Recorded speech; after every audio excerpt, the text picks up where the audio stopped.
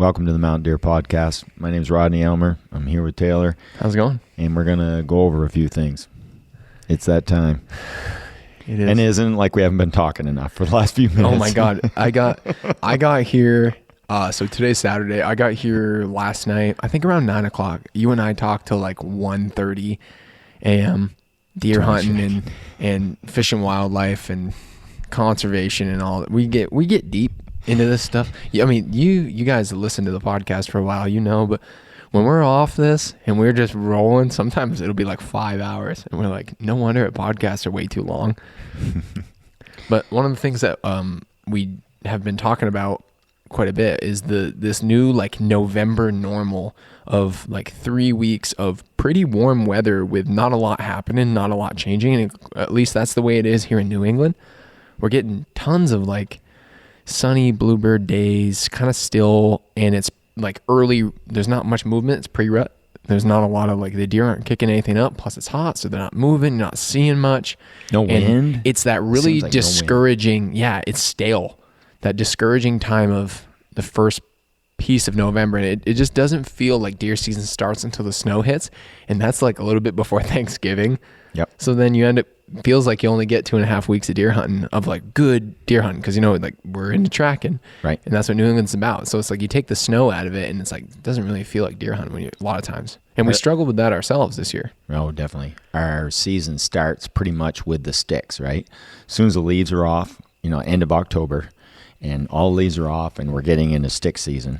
And there's a lot of new bed on the forest floor, and you can see pretty well. There's been a few frosts usually. A lot of the raspberry bushes and the ferns and the undergrowth are kind of frosted some and worn off in a lot of places. And it's still kind of greenish near the forest floor, like at the beginning of our last video here, right? Yep. You can see that the feeling of the woods, right? Yeah. Only it goes on for like 2 weeks, almost 3 weeks. Yeah, it's been like late. Winnie the Pooh weather. You just want to lay down and put your feet up somewhere and like put on some sunscreen. We have had, in especially the last, I want to say 6 or 7 years now, yeah, if not longer than that, where we've had at least, quite a few days of 60-degree weather, not unusual. And if anything, it's usually above 40 for almost the first 2 weeks of the season. And that makes it tough. The first week in November is usually like the bucks aren't doing anything, and they're barely feeling it a little bit. They're hardly rubbing their horns. They haven't started really circulating at all. No, they're not. They're not walking at all. And here we have them just kind of... And it's hot, so they're just laying down or just staying in one little spot, kind of just circulating in like a 100 by 100 yard spot, and you kind of have to just like stumble through and find them. And I'm sure they're starting to recognize lots of people coming to the woods, right? Most season's been rolling along. Bird season's starting to happen some. You're starting to see more truck traffic and people traffic in the woods, and the deer pick up on that, right? And they end up maybe stepping back into the bushes just a little deeper and listening a little longer before they cross the road. And they're a little more cautious, move mostly at night.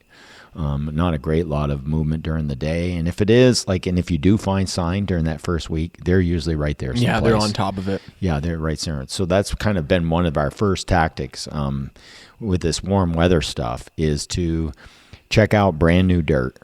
That's probably one of my number one tactics for this warm weather. I'm looking for new dirt. I want to know the last time it rained, and I'm looking for decent, fairly fresh tracks in that dirt somewhere. So if there's been a logging operation, they've worked on the side of the roads, they've graded it. Any place where water is gathered in the roads, and I can tell how old that dirt is, and there's a brand new track on top of it, and especially if it's the size of the deer that I'm looking for. If I start finding big tracks in the dirt somewhere, that's my first starting point. Yep. And the next best thing would be to go check old signpost rubs. If you know where some are, that's a good place just to go look. It doesn't mean a thing. You might get to it and there's no rubs on it, right? But if it has been rubbed a little tiny bit, or there's some tracks nearby it, at least it gives you another indication there's a buck around, right? Yep. So I want to find a place where there's at least one big good track somewhere that's a deer that qualifies for what I'm looking for. So as I go out and I look around and I start trying to find something, and of course, when sign is hard to come by, Big sign is the best because it's a big deer. And if I have to look at just lots and lots of sign, and there may be quite a few smaller bucks in with a bunch of other deer, and it's really hard to pick it all out, and you can't determine much about the size, the age, the sex of those kind of tracks. That's hard sign to read. Big sign is not hard to read. When you see big sign, okay, now we got a place to hunt. The other thing is, it doesn't hurt to hunt where there is a lot of sign, because there's deer in general there. So like if you just want to get a deer, hunt more deer sign, right? And you're more likely to see something, especially if you're a kind of guy who wants to see deer. Go to where there's lots of sign. So if I drive up and down a road slow that's just been worked on and graded and built up or whatever, or they just grubbed in a brand new road, right? They went out with an excavator and they busted a hole up through the woods someplace, and there's nice big soft dirt, and I come to like a runway that's being used like crazy by a bunch of deer and moose. Well, that's where I'm going to start hunting, right? That's the place to start wandering around and taking that runway that crosses the roads and going out in the woods and go see what's going on, and look for buck sign while you're doing it. So if I come across some buck sign in that first week of November, now I've got a place to focus on a little harder, right? Start circling around a little bit more, look for the thicker or the nastier, the worst spot, right? Cool. Cool. If it's shaded. Hot, shaded place. Something where at least there's some feed nearby, a little bit of sign, and some thick. And if you've got that combination, and especially if it's away from people a little bit more, say you had to walk in a quarter mile before you get to it, that'll help eliminate a lot of other hunters, right? And there won't be a truck driving by every 6 seconds, so you can... The deer are less likely to be a little bit already kind of wary. Right, if you can step back a little farther from the traffic a little bit, it definitely doesn't hurt. But also, too, sometimes right near town, people drive right over some beautiful sign and go out and hunt farther out, and they should be down closer, right? So I look all the way, check everything all the way, and it's like this nonstop scouting mission for basically 2 weeks. And even while I'm hunting and looking around in a spot, say I find 2 or 3 rubs in a row, or a couple 3 scrapes or something, and there's a bunch of big tracks, there's just deer manure around in a lot of places, and I can see browsing on the brush everywhere, and I'm pretty sure it's deer. Well, I'm going to kind of focus in that area a little bit. I'm going to hunt slowly. I may hunt, use the wind a little bit more as I still hunt through there, just looking around, trying to figure out where he might be hanging out permanently, or where he might be during the day. A lot of times this early part of November, it doesn't seem like, at least where we are, it's not as big a deal to bust him or bounce him off a little bit. What other choice have you got? In the next few days, especially with us, like, for one, my tactics may be a little bit different from everybody else because I have an entire month to hunt, right? So if I find where there's 2 or 3 or 4 big ones, and I keep going back and checking on them, looking around, trying to nail down their sign and where they are, or even you guys have got cameras and where they're going through every now and then, and you're trying to catch them in it, right? Then you have a better idea of where you should be, and then you'll have to develop your tactics. So the first thing to do is find out where to hunt and where not to hunt. You learn that almost as fast as you do. We spend more time like crossing places off. Yep. Because we'll spread out as a team, and at the end of the day, you say, well, there's no sign, there's no traffic, doesn't seem to be much happening over here. This is a little more southern exposure. It's kind of hot. There's not a lot of cover. It doesn't seem like much feed. That's an area, no point in going back there for a while. Right. We'll take it off the list for 2, 3, 4 days. And say, let's focus, the early part of the season, let's focus on transition between bedding and feed where it's cool and shaded. And like that's your best bet when it's hot. Find a spot for them where they will be able to hang out and kind of lie low during the day, and then at night when they get up to go out and do their business and socialize, have something to eat or whatever, you want those transition pieces. And then the thing is, you have to get into those woods and you have to be careful because it's during the day and you don't have you don't have that constant information stream that comes from being on a track and having snow. You don't have that. No. So a deer could be 25 yards laying down behind a brush pile and you don't know that. So when you get into those areas, it takes a long time to cover those areas really, really well because you have to go really, really slow. because you have to scan everything, you know. And it also could be that you don't go hunt those yet. You just go around and you find places where there's sign. And then you say, oh, this is a good spot to come back. And, oh, this is a good spot to come back. And kind of save your really, really good areas for prime conditions. We'll do that sometimes too. Say, we know there's a good one in there, some sign here. Oh, you just get in there close enough and you say, oh, rubs and stuff. All right, let's back out a little bit. This is a great place to come back and try to pick up a track later. Yeah, the wind is squirrely, and today's just not the day for this, and it doesn't feel like the right day, and that's because we have so much time that we can employ that tactic and say, let's wait, because we don't have to do it right then. And of course, the other thing you learn while you're looking for that buck sign is you find doe sign, right? You find out where there's a whole the pocket of does, because they're not going to circulate. The bucks circulate. Does don't necessarily circulate as much. So it's, if you find where there's some doe activity, it's like, that's where you want to be. Right. And we'll try and do like a road by road process. You'll have a road that goes out and forks 3 or 4 times, 5 times. It might be 5-mile dead ends off that fork everywhere. And we each take a road and go out and check and look at the road itself all the way up through the edge and see what's crossing it or not crossing it. And wherever a natural crossing would be, and if there's any amount of sign, well, I'm going to walk all the way up the road, check it all. I'm going to come back and go either uphill or downhill along wherever that major crossing is. I'm just going to go investigate that in both directions and go see what the deal is. We'll try and eliminate roads as we go. There's only a few deer. Last year there was a ton of deer in here, but it was the end of the month. Right. Not the beginning of the season. Not the beginning, right? Or we found a whole bunch of deer in an area like this road here has deer in the very beginning of the season, but once a rut starts, they're only here sporadically. Right. So we try and eliminate roads and really key on certain roads that are really good, and then come back when the time's right to be at that really good spot. The other thing is, if there's a big giant someplace that is really a deer you really, really want, we'll hunt it more selectively. We'll pick the right day, the right conditions, so that when we're going in there and we're going to go look for him, and especially pre-rut, right? This is the section from like November 1st or October 31st. A lot of times the season starts at the end of October, and we get right up to like the 10th of November. So that first 10 days of the season for us, and we're poking around, we're just kind of gathering information, going off what we saw last year and what we're seeing on the ground for what's happening now, and our previous knowledge of the area. If there's like a bottleneck or a pinch point of some place where all the deer are coming down through there, we'll run into that pinch point first thing. Get right in there and have a look and see if there's any big sign of anything walking through. If we find a bunch of big, huge tracks in the mud in a little pinch point next to a brook someplace, and I can go right back to that spot 2 years later, and odds are good if that buck is still around and he was there in the early part of November last year, we'll go down through there and he's still here. There's still something there.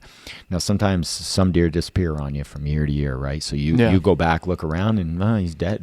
Somebody got him and something happened, or he moved and he's in a different spot or something like that. Or now there's 2 or 3 buck where there used to only be one. The hierarchy has changed. Yeah, things have whopped around a little bit. So you end up doing this like quick phase scouting / still hunting, looking around. And of course we gather information as we do it. And if each one of us, say, spends half a day on a road that's, say, a mile or 2 miles long, 3 miles long, and we check that road out along and on both sides, or start at the beginning and if it's a dead end, right, make a giant swing around the entire road through the woods, right, and just check.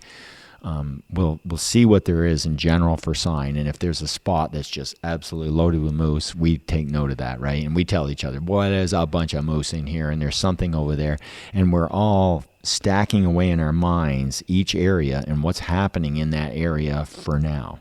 Now, it doesn't mean that when you come back in the later part, say from the 10th to the 18th, it doesn't mean he's going to be there.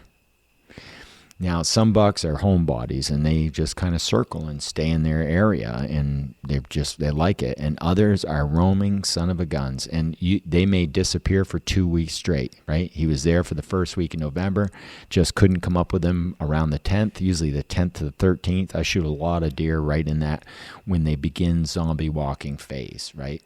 You're getting closer to the rut. They can't really find any does. getting out of bed restless and they feel like they need to walk.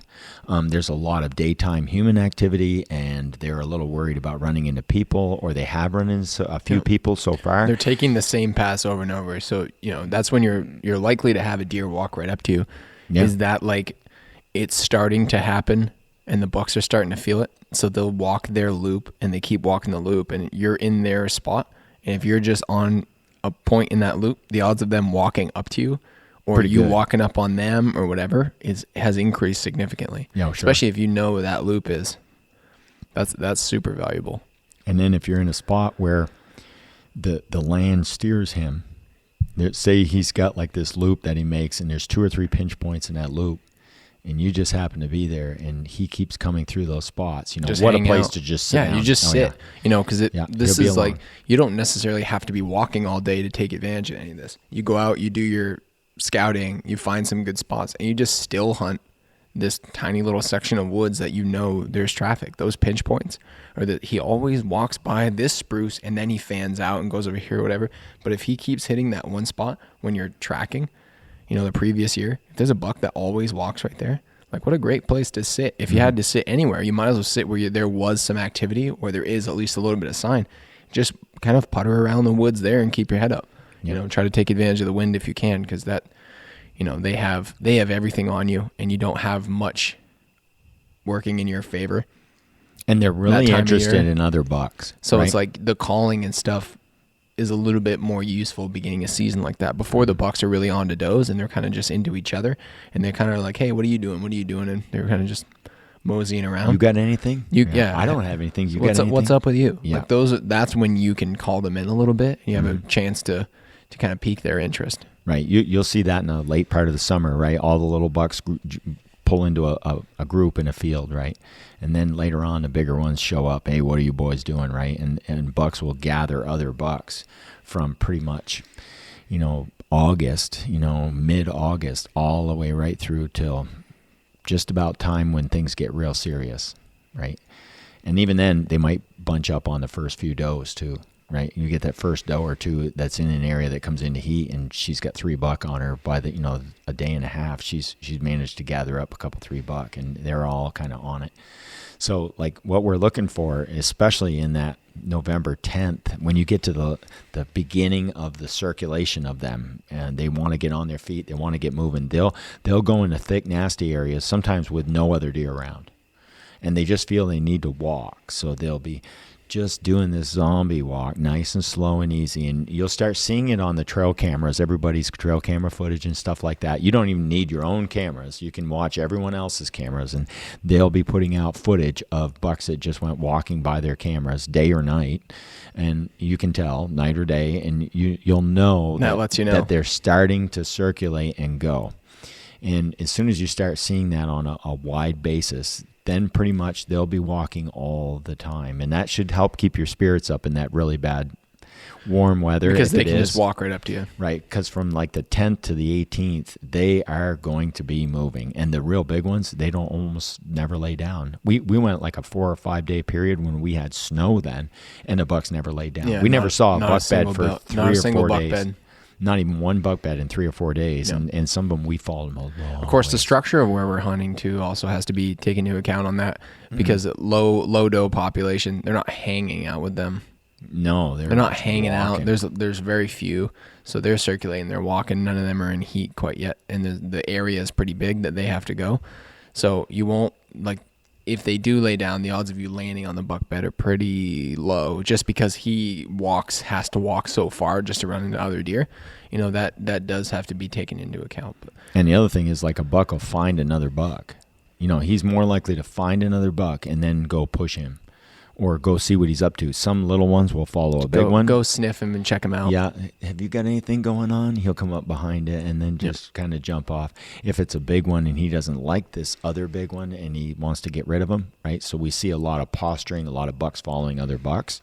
And especially, if you end up getting snow from like the 8th to the 15th, 18th, that section right there, it's not uncommon to see a buck following a buck, and to have a couple 3 bucks in one spot, boy, you can't beat that. Yep. That's right? good. And even if there's a small one kicking around, a bigger one may all of a sudden show up or be in the general area of that little one just because it's him. If And you they don't didn't like him. have the space, if you didn't have such a large space and you were a smaller patch of woods, say like what you have out back here, Mm-hmm. and it was that same early season hot, just kind of bluebird, nothing's moving weather, how would you hunt this? I would watch that little buck. If I know this little buck that's kicking around and he always lays down over here and he walks through over there, right? I know my land pretty well, and I watch some of the little deer on my land, and I see him. I would keep an eye on him.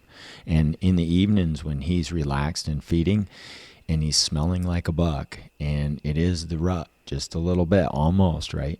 Other bucks will smell him and come up and see what's going on, right? And they end up, that bachelor group mentality still works, because there isn't any does that are quite in heat yet, right? They're not quite, or there's only just so few that the vast majority of the bucks can't find anything, right?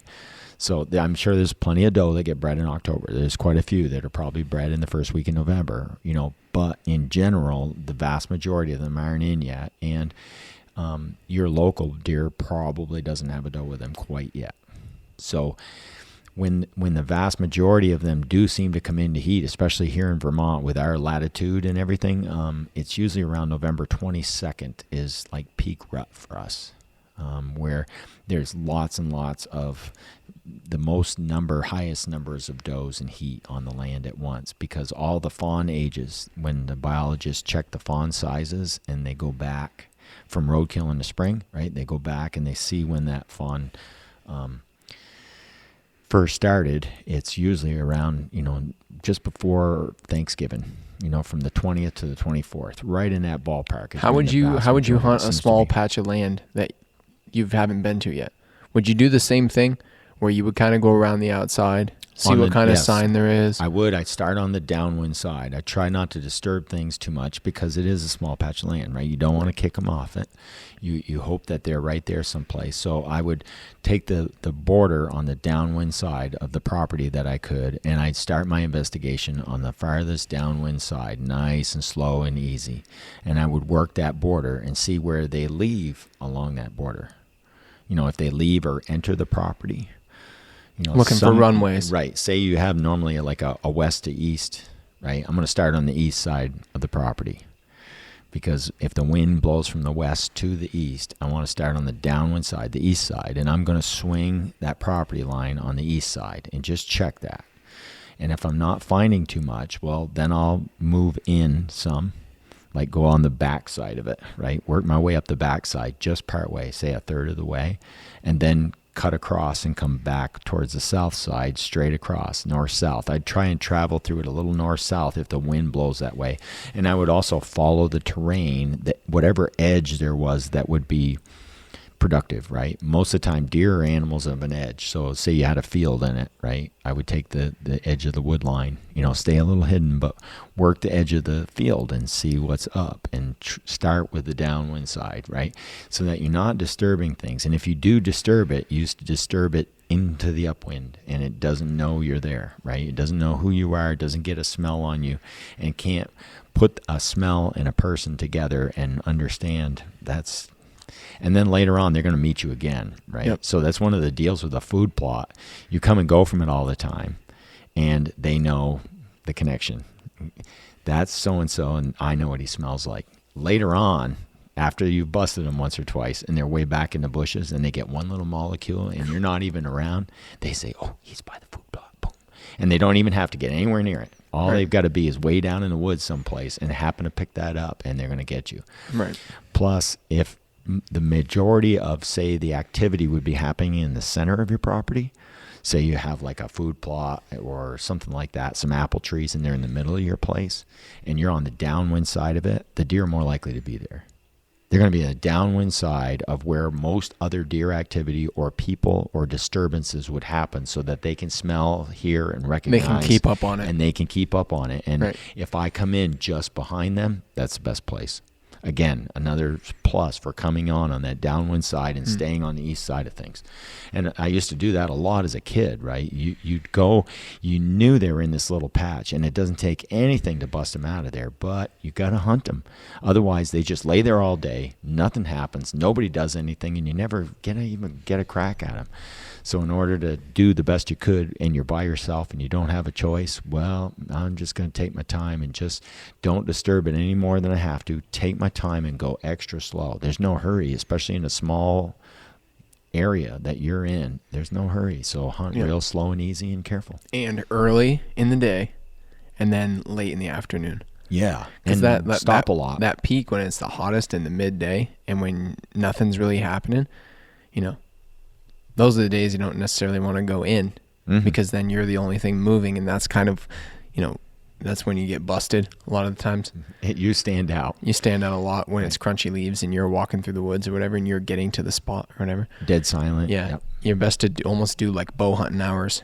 Even if you're rifle or muzzleloader hunting early season, you just kind of do it like you're bow hunting, where the middle of the day is not going to be your most productive time, and that time's a little less, and you can use that for, whatever, napping, scouting, doing whatever. But like if you have a good spot that you want to get to, and that you've seen some sign, you want to be there, crack of dawn, up into the early morning, mid morning, and then also later-ish afternoon towards dark. Yep. That's when you have a best chance of seeing the deer moving to those transition pieces from bedding to feed, and there's just a better chance of them being up on their feet and them being moving, and then you have, your sound is covered, your movement's covered, they're distracted, they're not just laying there hanging out. When you're clanging around in the kitchen, it's easy to sneak up on you, but when you're sitting in the living room and it's dead quiet, it's like no one's coming in on you without you knowing. Right. So that's that same mentality. You need them putting the feed bag on, doing stuff, socializing, clanking dishes, and then you can have a chance to get a little closer to them. The other thing too is like where lots of deer are, you're more likely to disturb lots of deer. Yeah. Right. So like if you're they let each other know. No. Oh, definitely. Yep. Right. And the other thing is you can't ignore the properties around you. Say you've got like this one place you can hunt with all this property around you, and you can't get to any of that. What you can do, whip out your Onyx and you see where the bottlenecks that lead to your property are. From those. Mm-hmm. And then it's not real hard to find out how many people are hunting and where they're hunting out on those properties.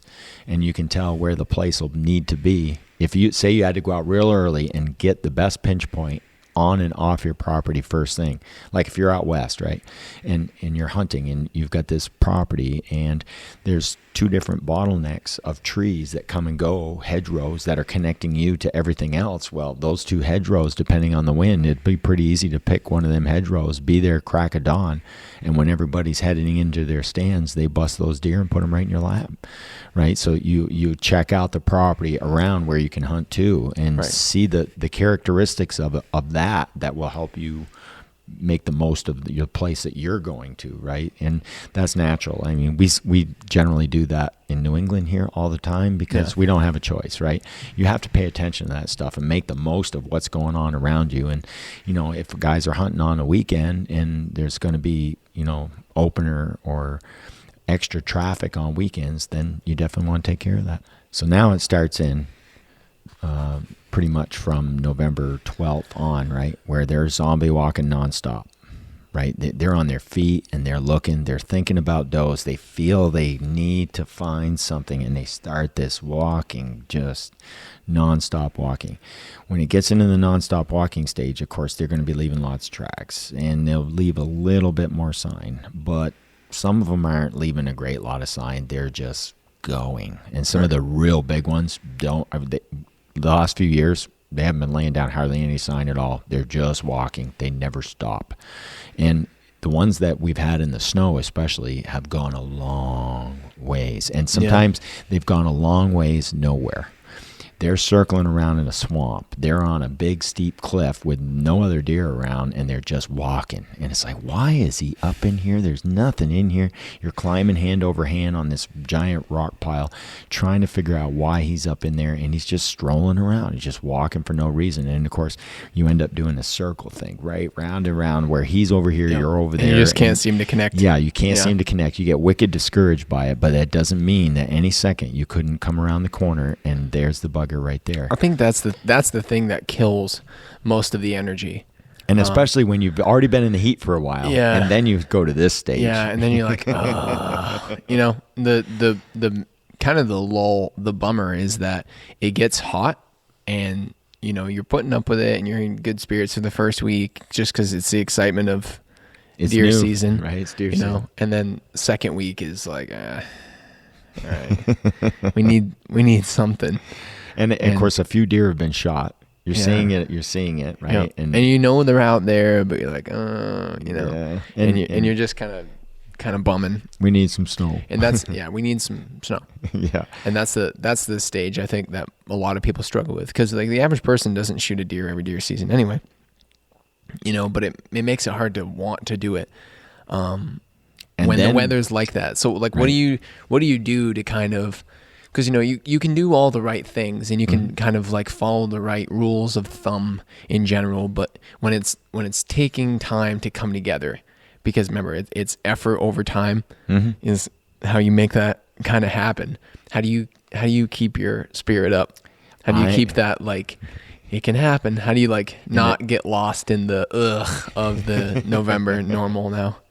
In the back of my brain, I'm remembering the weather's going to change. Yeah, it'll break. It's weather. It always does. And so I'm unfortunately staring at the weather and saying, come on, we need a front. And usually when you see a front coming, even if it's a small one, and it's just going to be wind for a few hours, it's just going to be a section of clouds, and it might rain for 4 hours, and then it blows away. I'm going to be hunting at that weather break, right? The second that weather breaks, sometimes we get that on Sunday, right? We can't hunt Sundays, and sometimes we get our weather break on Sunday. So that means Friday night. We are so Friday during the ridiculous day, to not take advantage of that, though. Oh, yeah. We're so ridiculous to not hunt on Sundays. We don't. Like, we're near New Hampshire, and we just don't go hunt New Hampshire. We're like, we'll just hang out, take the day off. You know, but of course, sometimes you need that. You know, but if it does break, you don't want to miss it. You want to be there. You know, we said that in another podcast, was when you get those windy, nasty weather's changing days, like 2 years, not this season, but the previous season, the day Ryan shot his buck, it was a hot bluebird day, but a front was coming in that night, and the weather was changing, and you could feel it in the air. And then the next day, it was rainy and nasty, and then Jimmy shot his buck too, back to back, 2 days in a row. And you could just tell that they got moving and they were doing stuff midday because the weather was going to change. And it was like the 13th and 14th was the dates on those 2 bucks. So it was 13th, 14th. And that's why. It wasn't necessarily because the rut was, all of a sudden the bucks were like, it's time to walk. It was like, well, the weather was moving and changing, and they had this like, I just have to. And so the bucks just got up and started circulating during the day. And, you know, we happened to be there when they were coming through. Those 2 days, pure luck for both of them. One of the associations people don't make is like, go back and check your weather when you saw all your buck movement. Right. And most of the buck movement on your trail cameras will be in alignment with a weather change, with a front of some kind, either leaving or coming in, right? Or during. You see a lot of bucks back doing to the weather that you shot your buck on.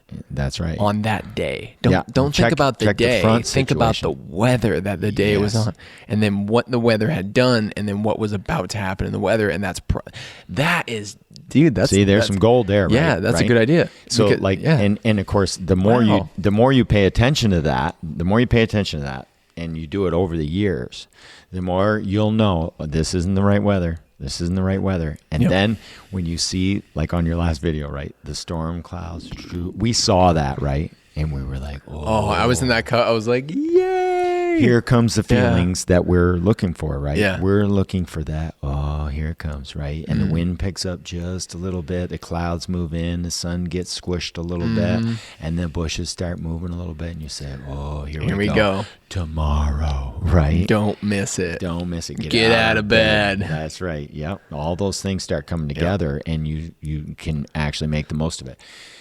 You'll have that happen, and you'll get all excited about it, and then sometimes you get out there and you just can't do anything with it, and that can be discouraging that too. That was my whole season. You know, the days when I should have been out there doing it, you know, I just couldn't connect because the weather was great, right? It was like, today's a perfect day to go. Oh, it's a killer day, and you can't get on track. And we're just off. And you're just off a little bit, and that's super frustrating when you wait for good weather like all season, and then you finally get it, and you just can't, like, you can't put it to work for you. It's like, you're gonna have that, but your best chances are when it's, you know, you don't want to miss those days, because it's, you know, it's better to just go out, and even if you can't seem to get on track, you can't connect, or you're trying to make it happen. It's like, well, at least you have the weather, and take advantage of that, because that's what's driving the movement. That's what's driving all the stuff that they're doing. You need that weather shift. Don't miss the day before a weather pattern and the day after the change of a weather pattern. Yep. Don't miss those. Even if it's bare ground and it's still hot, you don't want to miss those days, because just being out there, that'll help the deer circulate and bump your odds up of actually seeing something. You know, when you use your feelings of what you feel like you should be doing. You know, there are days when it feels like I should be sitting down in the grass, laying here someplace. Yeah, we go by that all the time. We say deer aren't moving. And then because no one wants to do anything. We're all like, I just want to like hang out. And we're all like, meh. It's like, all right, if we're feeling that way, it's like deer are probably feeling that way too. Absolutely. Because you do, then you don't really want to hunt. You kind of just want to hang out at camp. You say, you know what? You don't get them on the couch. You go out into the woods. All the moose are laying down. The birds aren't moving. Nothing's happening. You say, well, there's obviously something going on. No one wants to do anything right now. Yep. You know, and it's kind of. It doesn't mean that you can't see one and get one, because you can on those days too. All the time. But like your odds go. Yeah, and it's different, and it just doesn't feel the same. And you gotta work for it, and you have to work. That's the actual like laborious. That's when it feels like it's a grind.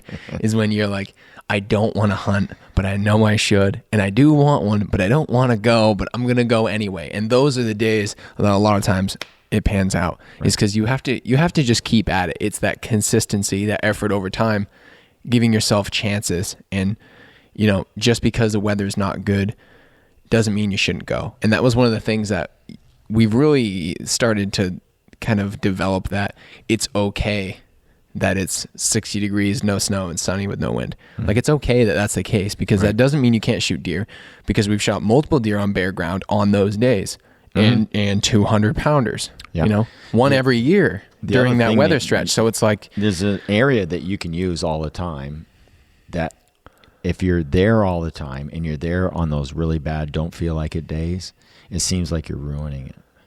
So sometimes when we've got a spot, I'm walking around, I'm just disturbing the deer. It's like, right. Yeah. And if we've got a spot where we don't really want to mess it up, and he has been there pretty steady, we'll leave that alone. And those days when you don't feel like doing anything are the best days to try a new area. Go explore. Yeah. Go explore, go in a new area. It'll help keep your attention span up, right? Because you are in a new spot and you're looking it over. And to me, that keeps me more focused on the job. And it helps me out. So I take those days when it's really crappy and I don't feel like doing it. I go new. I go new area. When you're not on it as much. Yep. I search around. Now, one of the beauties for us is that we have tons and tons and tons of area. Tons of land. Square miles everywhere. So we can just say, okay, let's go do some, what is it the gold miners do? Panning, right? You go do some panning. We go till. You go out there and you find some new area. You try a little over here, try a little over there. We'll walk a river, right? It's a hot, terrible day. Yep. Let's walk up the side of this river. Right? I know. Actually, you and I did, we had a day like that. It was 21? Was it in 21 or 22? We went down in that, there's a spot that was really kind of swampy, flat grass, pretty dry, but a little bit cool. It had some brown ash in it, had a little maple, had a little spruce and stuff in it, and it was nice. And it was kind of like cozy, warm, like you wanted to just lay down and not do anything, you know? And I was like, kind of like a floodplains-ish thing. And we saw a really nice rub and some tracks in there of a nice buck. We didn't go back in there this season. What a great place to go. We should have went there. Yep. Of course, we're spoiled. We're honestly spoiled for choice for the area that we go in. but most of the land isn't productive because there's not really that many deer, and they end up concentrating, and the woods are being scaped in a way that changes. It changes everything, you know. The cuts, the way they manage the land changes everything. The deer are not where they normally would be on an untouched patch of woods. The woods are based gone. on topography. Right. Like, you still have the topography. The land's still shaped the same, but the biodiversity is like not the same. It's all been like localized into these small patches, and it's spread out in weird places because it's basically where you can't log is where all the deer are, and it's nasty in there. So that's where all the trees are. So it's like, and that's where the forest is dense and cold and steep and protected. So it's hard to get in there, and you can't see nothing, and they're laying down, and it's hot, and you can't see nothing. So you're jumping them at point blank. Like, Yeah. you know, Difficult. like what the woods that you guys were in when you shot Casey's buck, same thing. Just swampy, tight. Yep. You got to Wet. you just have to slide in and get point blank and see them, and you just have to, like, it all has to zipper right together for it to work out. You The know, other thing is, like, your mental game gets tested the most, right? You're going in those rocky, bony places. It's steep, it's hot, and it's tough climbing. Wet. You get steamed up doing stuff, or you go into wet, right? You go into bog and boots just sucking into the mud kind of deal. And it's thick and it's garbage. You can't see very far, right? And your attitude towards that matters like crazy. And if you think of it as bad, or you think of it as you can't get a shot or whatever, then pretty quick you won't go there. It's and discouraging. It's discouraging as a bugger. Casey's really good at saying, well, I don't know why nobody wants to come down in here. Look at the deer. They're all over the place. Well, right? he's this tall, and he can see under everything. So he's The volume of brush you and I have that, to and push he out of doesn't the weigh way. anything, right? And So he can, floats. he can float on top of 6 chunks of muskeg and an alder root ball They and don't make call it. him Coyote for nothing. Slinky little thing. And his gun's just right for that, and he can slip around, and he's got a good attitude. And that's his jam, too. Yeah, it is his jam. It's his to jam. Go He down likes in the doing that. crap and just walk right up to him and shoot him, right? So Yeah. while we're doing that and just poking through all that stuff, that's another great place to just go slow. There's plenty of shade.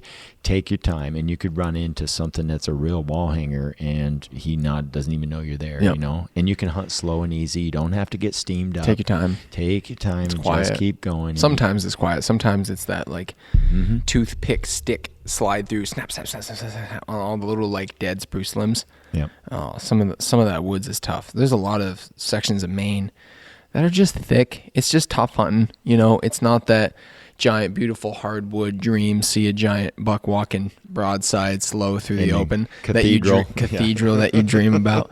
That's not the sun shining on him like a spotlight. That's not. No. You know, you're peeking through, seeing one eyeball, and when he jumps into a lane, you get a shot. Like, that's how it is. Yeah. You know, it's tough, but that getting close is everything, and that going slow. Your speed is everything, because when you don't have much information, you have to go slow, and you really got to listen and work it. And the calling's good, because you get into those tight places and kind of because it's almost better that they're up on their feet and they go, huh? And they get kind of alerted. You know, jumping them in a way is kind of good on those days, because at least you're seeing stuff and you're freshening them up a little bit. But Right. it's tough. This new weather pattern's tough. It kind of feels like it's been this way since like the 2015. It also makes a great time to hunt is like 2-man teams, right? Yeah, because you might as well. I mean, you're making noise. You're coming through like a train. So Right. Put one guy on one side of the swamp and the other guy on the other side of the swamp, and both of you just hunt, right? when the And conditions odds are when the good. conditions are right and the walking's quiet, you go slow. But when the conditions are kind of sucky or whatever, you're almost better off to just stay steady and keep your head up and just keep crunching, because you know it's that if you're walking down the road and a car is coming and they just stay the same speed and then they go right by you, that doesn't freak you out. But if you're walking down the road and a car pulls up and then stops, the whole feeling changes. you're right. All of a sudden you're like, what's going on here? Yeah. Right? The deer feel the same way. We come walking through the woods, and if we do, and then stop, and then walk a little closer and then stop, they're like, what's going on here? But if we just keep walking like we're doing something else, we're not here to bother you, and then we just walk and you say, oh, there's a deer. And right? Like that works great. That's why you can crunch up to them all the time. Can happen. Yeah. Plus, you cover ground faster, and you turn over more dirt, and your likelihood of running into something is actually a little bit better the farther you go during the day. Oh yeah. You know, that's how you said you used to do that. The reason why you've been successful is you turn over almost more dirt than anybody else in that area. Right. You know, turning over a lot of dirt, you're more likely to come into a nugget, right? So Yep. I do that some. And usually the other thing that'll happen too in that time frame from like the 10th to 18th is you'll get snow. Yeah. Now, as soon as you get You snow, just got to hold out. You just spent 2 weeks scouting and looking over and finding not only what's going on locally in different pockets. You know, you've learned about them in the last 2 weeks. Like with us, we're hunting the whole month, right? So the first 2 weeks, we're finding all these pockets. We're connecting the pockets, right? We're figuring out, well, there's a bunch of does in this swamp, and then there's a bunch of does on that side hill, and this cut up here is just right, and it's real thick and steep and green over here, and they're either hanging out right there or they're in this big nasty swampy area right here during the day, and they're eating in these different places and moving around in it. So we've drawn a little bit of a connection across the landscape of these pockets and how they might connect when the buck now really turns on the gas. He's really actively looking for does, and he's going from pocket to pocket, from buck to doe to whatever he can find as he goes, and we're connecting the cover in those places, and we're also connecting the cover and the travel patterns for going across the road, right? So if there's a bunch of deer activity and a road through the middle of it and a bunch of deer activity over here, and there's 2 green belts that almost make it to the road, he's going to follow through there. So we know this quarter-mile section of the road, look it over good, because if there's a buck on his feet, which now he's actively looking for other deer.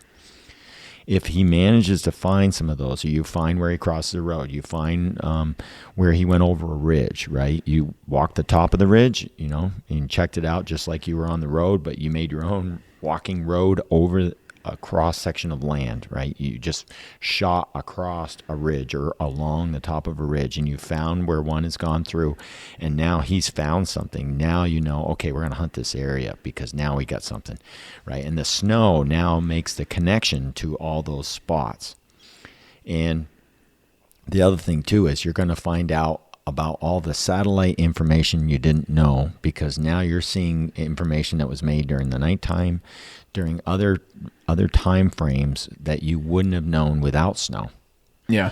Snow lets you know everything that's going on. Yeah, you thought there was 1 buck and there's actually 4 in there. Yeah, right? or you thought this was a good thing, this is a great spot, and then you walk through the woods and there's nothing. In 3-day-old snow, no tracks. You go, yeah, we're out of here. Yep. If you walk on a couple day old snow and there's no tracks, it's time to leave. Yeah. Like, you're not going to kill a deer there. You're in the right place. There's nothing. You're in the wrong patch of woods. It's the wrong cover. There's no feed. There's something wrong. If there's no tracks, go to a different patch of woods. Period. The other thing that I usually end up finding is, especially when you get into week 3 and 4, right? When you get into that just before Thanksgiving, just after Thanksgiving period where they're actually doing the breeding, there will be like some breeding areas where, like, say there's a pocket of does and they've been hanging out in these cuts and on the edge of this thick swamp, but there's also a big side hill covered with greenery, right?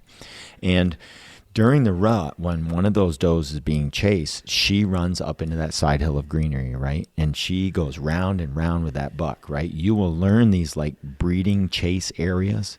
There are chase areas where a doe feels comfortable enough to let a buck chase her during the day, and she runs around and feels good running around in that area. There's like these chase areas, and those are a good thing to note in the back of your brain too. I saw a buck chasing and breeding a doe in this area here 2 years ago, 1 year ago, 5 years ago. In the past, this saddle has been used a bunch of times when a buck is chasing a doe, right? As soon as you get those are another key area that you want to put in the back of your brain, because they feel comfortable running around in this old Christmas tree farm that's been cut, right? They grow a whole bunch of young fir trees, and then they thin them with those weed whackers with a saw blade on it. Yeah, the brush blade kind of thing. So it's this nightmare mess, boot popping place to walk. But does know people never go there. So during the day when a buck is chasing them, they run around in that and they feel safe, right? There'll be these safe zones for breeding, and you'll find them fairly often. And those are a big mental log book for me. And I remember a buck chasing a doe right in this area here. A lot of times we see it and we don't mentally make a know about that and the size of that area where they chase them around. And I don't know how many times I've just said, okay, full blast rut, and a buck is coming off the mountain and he's going this way, and there's a river and there's a dead end road and there's a bunch of stuff I know coming.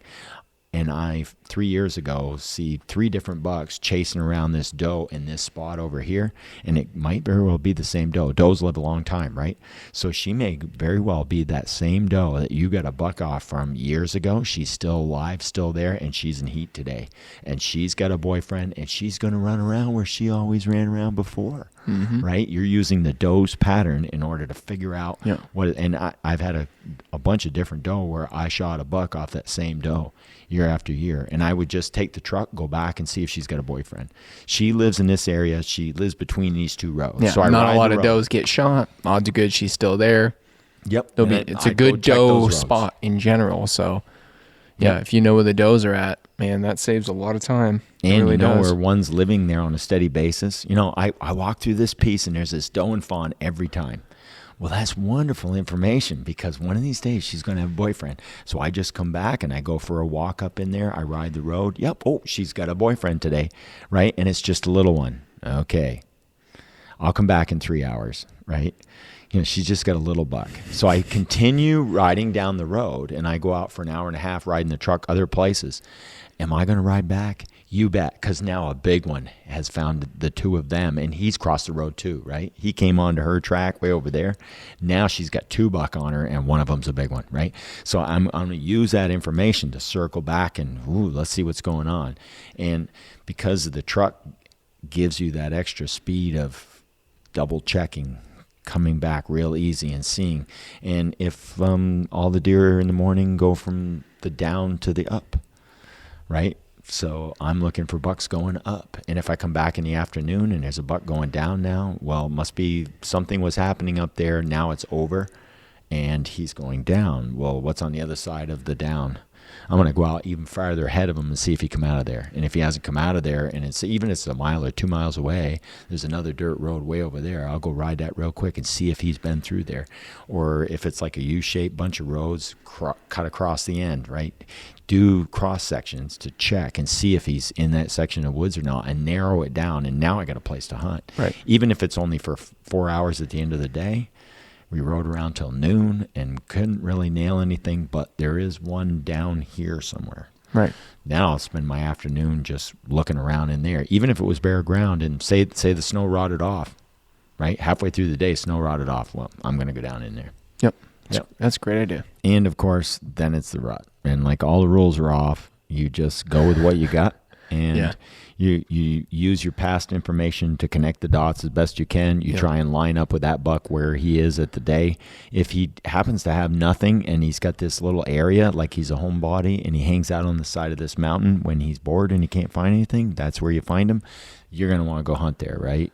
We had that big, huge one during muzzleloader season that loved that big, huge side hill far away. Yeah, he was a giant. And that was a monster, giant. right? And we were looking forward to going after him this coming year. And that deer there, like, he had an area where there was nothing else, and that's just where he liked to hang out. Yeah. So we'll go hunt the hangout, right?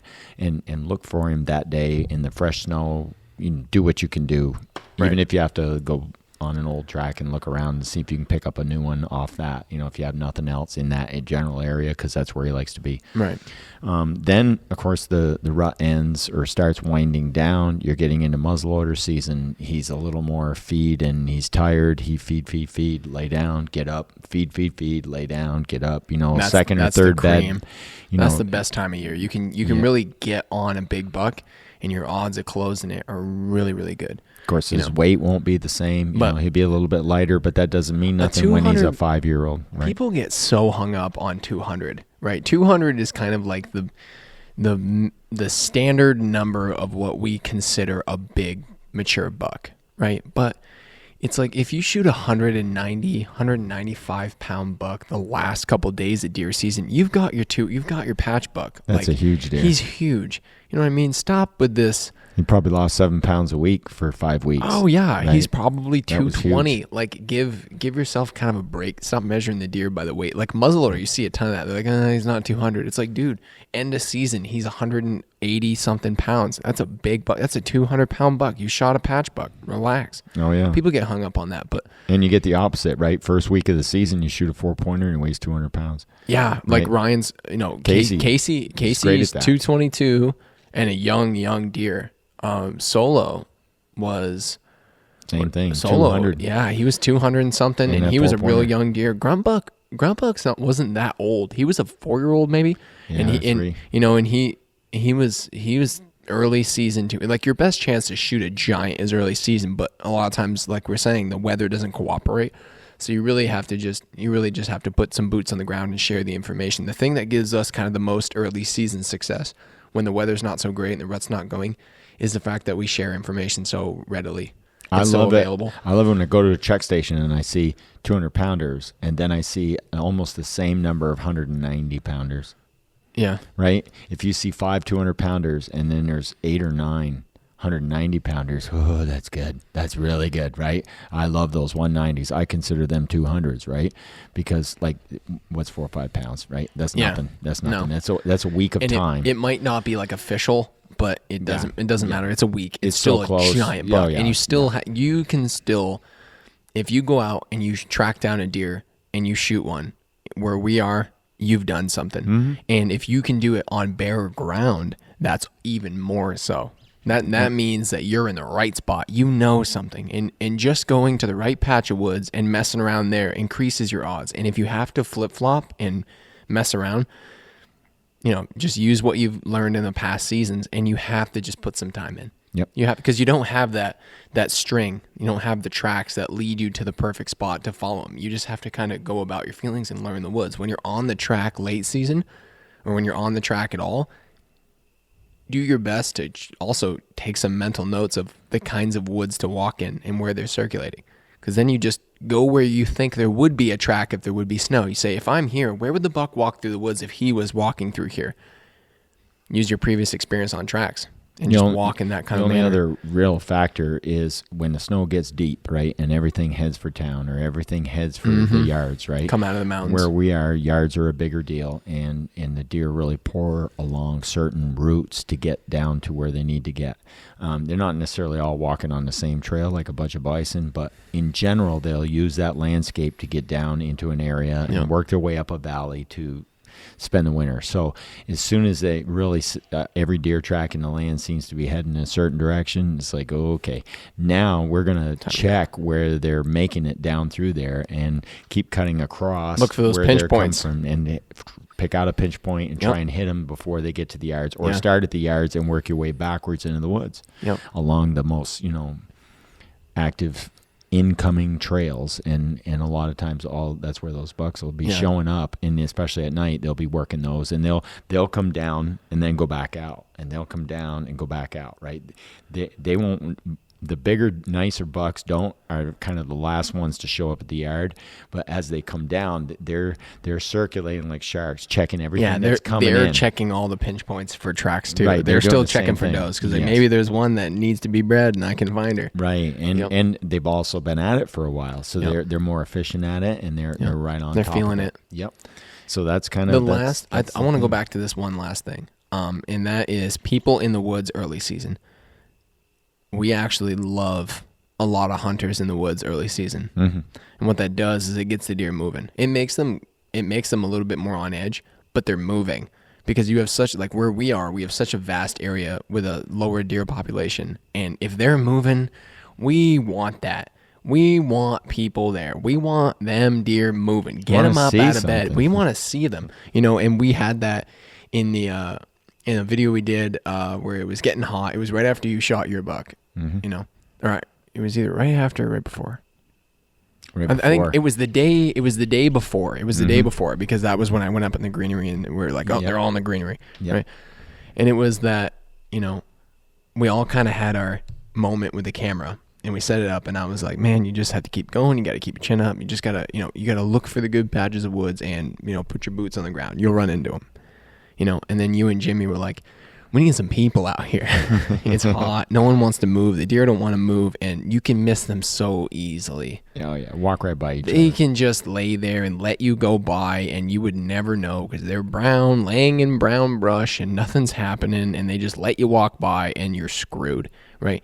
And the odds of you bumping into one and shoving them around increase, and the odds of you seeing them increase, the more people are there. And we kind of like having lots of people in a patch of woods is good. You know, even if it's a big patch of woods, it doesn't matter. Get all the game moving. Get everybody up and going. That early season, just bust them. Start shoving them around. I mean, if you were sitting in a good pinch point, wouldn't you want that? Yeah. They'd be moving right through it. Right? There's nothing wrong with people in the woods. That's right. There's nothing wrong with hunting in higher pressure areas. Like, we should all kind of be... We do it all the time. You know, hunting all the land where everybody else goes, you're probably actually more likely to shoot a deer where there's a bunch of other hunters doing their thing because they're shoving them around too.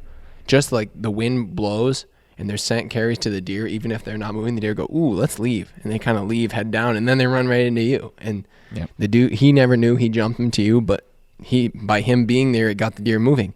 You want to do that. You might actually do better hunting down closer to where other people are hunting.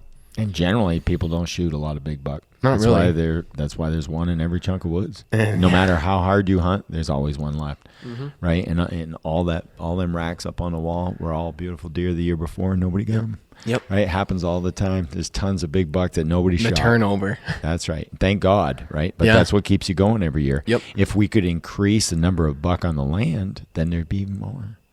Right, so trade the bucks for does and get rid of them does and leave the bucks alone and let them grow. They can make it to 10 years old, right? Flopping around on the landscape, not making babies, right? They just doing their walking thing. Let them grow, man. Leave them out there. Yep. Let them circulate. Let's make more buck. Who cares about doe? Let's have fewer doe and more buck. Yeah. Especially if you're overpopulated. Maine, Yeah. overpopulated. Most of the state. Vermont, same thing. Let's just start shooting doe and make room for buck. We want to get a biologist on, and we'd like to have some more guests. I think we're gonna do some more like interview stuff where we get other hunters and other kind of professionals to kind of, give us a scoop on some of that. I want to know more about the numbers seen, because that's one of the things that it's hard to know. It's hard to know what the real numbers are and to talk about that when we're not in the studies and stuff. A biologist would be pretty cool to get on. So if there are any biologists, listen, we'd love to have you on. I don't have too much like relationship with does and needing those does around in order for me to get a buck.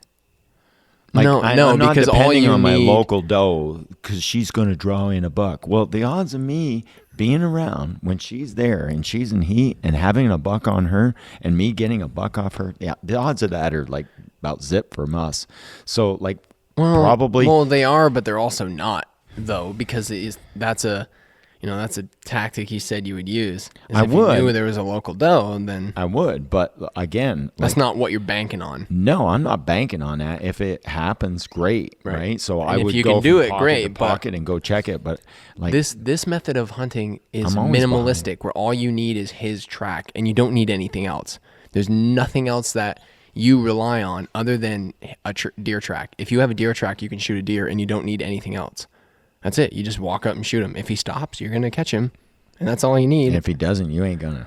And it's so simple and basic, and that's one of the things that helps. But it's a different perspective anyway. And what works for somebody might not work for somebody else, and that's the area they're in. But that's kind of the stuff that we've been seeing early season, especially when it's warm and whatnot, and kind of how our thought patterns go to some of the hunting tactics we'll use with this new weather pattern that we've been getting. But lots of cool stuff coming down the pipeline. We're going to try to get a lot more guests on here. Want to get some more people that we can chat with, kind of get some more perspectives on it. It'd be fun. It'd be fun to add some people to the podcast. And we kind of wanted to do a deer season kind of tactic similar to this, but a little bit more in depth, a little bit more strategy, a little bit more of like specifics. If you guys wanted to have a seminar like that at the shop here, let us know. We'll put that down in. And we might do a tracking 101 and do another like intro to tracking. There's a lot of people that really want to get into a lot of, or want a refresher. So we might do another one of those fall or whatever. We want to hold some more of that kind of stuff. It was fun. We haven't done one for a while. COVID kind of messed us up, but we want to do some more of those, and we'll stream all those as well. And we want to have some guest hunters like Meet the Hunter, right? And We want to have some other hunters on here. There's lots and lots of people that are excellent at hunting. Yeah, wicked good hunters we want to have. A ton of people we want you guys to meet, Yeah, so we're going to do that. Thank you guys so much for listening to the podcast and watching. If you're on YouTube or Instagram, we appreciate you guys being here. If you have any like submissions, questions, comments, and stuff, you can send those over to the podcast email, askmtndeer@gmail.com. Dad, always good to hear you. Yep. This dude, I'm just sitting here like, oh, I didn't think of that. That's a great idea. I hang out with him. People are like, man, it must be nice to hunt with Rodney. I was like, yeah, you realize how much you don't know. Anyway. Don't let that bother you. No. All right, guys. Thank you. I'll see you next time. Take care. Bye-bye. Bye-bye.